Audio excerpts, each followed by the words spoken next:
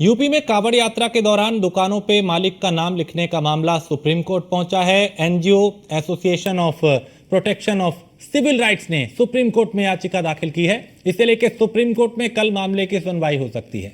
UP police ने कांवड़ियों यानी जो कांवड़ियों का मार्ग है उस पर सभी भोजनालयों को जो मालिक हैं उनके नाम प्रदर्शित करने का आदेश दिया था। यानी यूपी सरकार ने कहा कि जो कांवड़ मार्ग है वहां पे जो खाद्य पदार्थ की दुकानें हैं उनको जो मालिक जो संचालक हैं उनको अपनी पहचान और नाम अपने दुकान के बाहर, होटल के बाहर, ढाबे के बाहर लगाना होगा।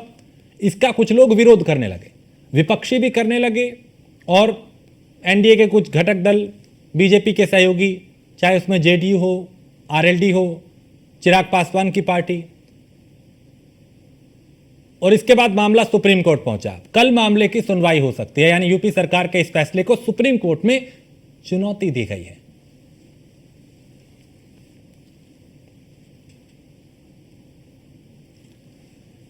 तो मामला सुप्रीम कोर्ट पहुंच चुका है। कल मामले पर सुनवाई हो सकती है। सुप्रीम कोर्ट का क्या रुख होगा यह देखने वाली बात है। लेकिन यूपी में इस फैसले के बाद सियासत पूरी तरह से गर्मा चुकी है और न सिर्फ विपक्ष बल्कि बीजेपी के सहयोगी दल भी इस पे आपत्ति जता रहे हैं।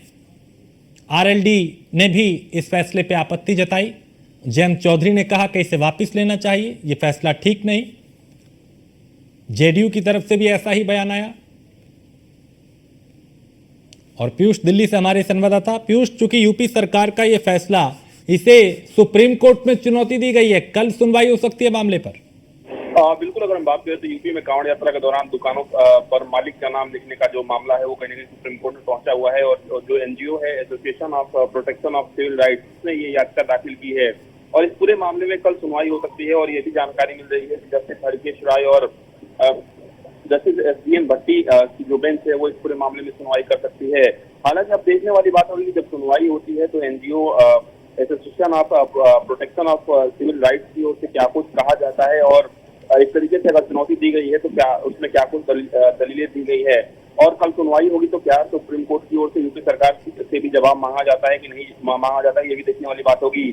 संभवतः कल जब सुनवाई होगी तो सुप्रीम कोर्ट सुनवाई के लिए कोई तारीख भी दे सकता है, क्योंकि पूरे मामले में यूपी सरकार भी अपना पक्ष रखना निश्चित रूप से चाहेगी।